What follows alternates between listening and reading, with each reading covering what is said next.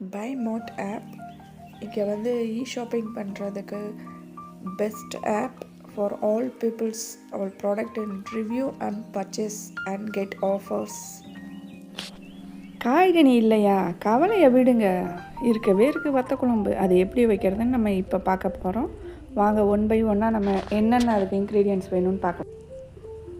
வெங்காயம் ஒரு 2 கை, பூண்டு 2, அதாவது முழுசாக எல்லா பல்லோடு சேர்த்து, சுண்ட வத்தல் ஒரு சிறிதளவு, தக்காளி பழுத்தது ஒரு 2 பெரிய தக்காளியாக 2, மசாலா 2 ஸ்பூன். இந்த மசாலாவில் நான் என்னென்ன ஆட் பண்ணியிருக்கேன்னா தனியா, மிளகாய், அப்புறம் சீரகம், இது எல்லாமே வந்து சேர்த்து அரைச்சது. வெந்தய பொடி ஒரு ஸ்பூன் அளவு. தக்காளியும் வெங்காயத்தையும் ஒன்றா சேர்த்து நம்ம மிக்சியில் சும்மா ஒரு 2 பல்ஸ் எடுத்து வச்சுக்கணும். தேவையான பொருட்கள் வந்து அவ்வளோதான்.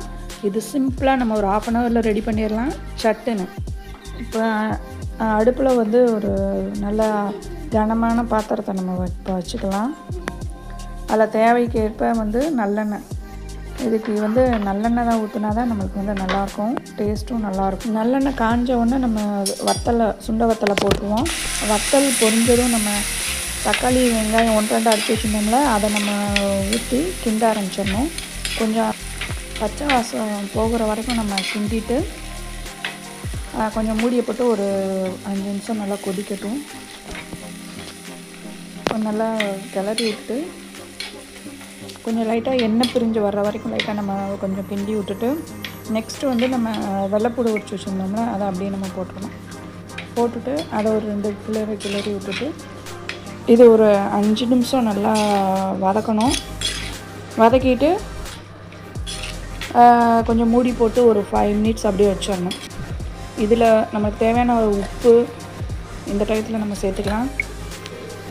நல்லா வதங்கிடுச்சு, நல்லா கொதி வந்துடுச்சு.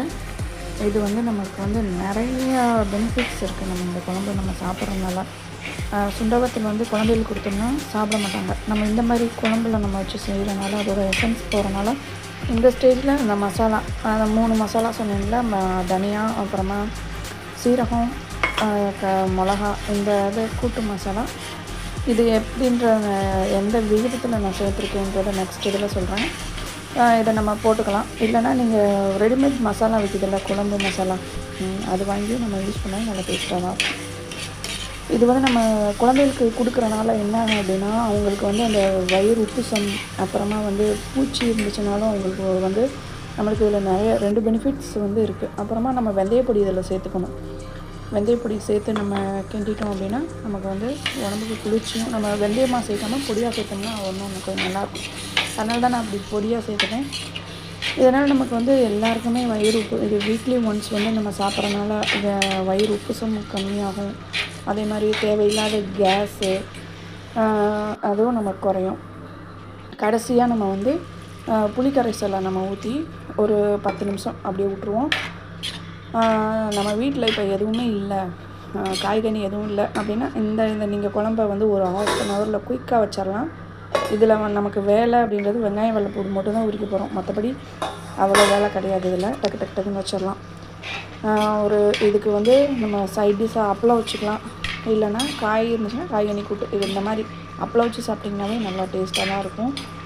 ஒரு ஒயிட் ரைஸ் பண்ணி இந்த மாதிரி குழம்பு வச்சு அப்பளம் வச்சு சாப்பிட்டு பாருங்கள், அல்டிமேட்டாக இருக்கும். உங்களுக்கு டேஸ்ட் வந்து ஒரு டைம் ட்ரை பண்ணி பாருங்கள். இது வந்து வீட்டில் இருக்கிற குழந்தைகள்லேருந்து பெரியவங்க முதற்கொண்டு இது வந்து ஒரு நல்ல குழம்பு. இது வந்து சாப்பிட்றதுனால நமக்கு வந்து எக்கச்சக்க பெனிஃபிட்ஸ் இருக்குது.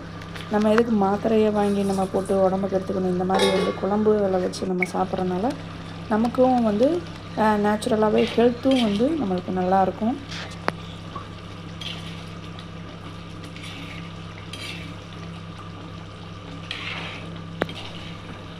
எண்ணெய் நல்லா பிரிஞ்சு வந்துடுச்சு பாருங்கள். குழம்பு நல்லா கொஞ்சம் கெட்டியாகிடுச்சு. இந்த ஸ்டேஜ் வந்து நல்லா பக்குவமான ஸ்டேஜ்.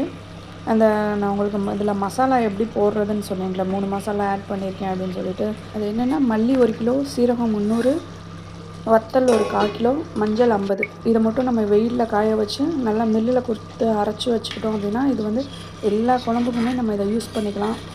வத்த குழம்பு, புளி குழம்பு, கறி குழம்பு, எல்லாத்துக்குமே உங்களுக்கு தனியாக சப்போஸ் உரப்பு தேவை அப்படின்னா நீங்கள் தனி மசாலாவும் அரைச்சி நம்ம அதை வச்சுக்கலாம். நீங்கள் பாருங்கள் எண்ணெய் பிரிஞ்சு நல்லா ரெடி ஆயிடுச்சு குழம்பு. இது வந்து நமக்கு வந்து இது பெரட்டிட்டு சாப்பிட்ற மாதிரி ஒரு சூப்பராக இருக்கும். நம்ம சாப்பாட்டில் ஒரு ஒயிட் ரைஸு அப்புறம் ஒரு அப்பளம் அதோட சேர்த்து சாப்பிட்றப்ப டேஸ்ட்டு ஓகே ஃப்ரெண்ட்ஸ், இந்த குழம்பு செஞ்சு பார்த்துட்டு கமெண்ட் பண்ணுங்கள், லைக் பண்ணுங்கள், சப்ஸ்கிரைப் பண்ணுங்கள்.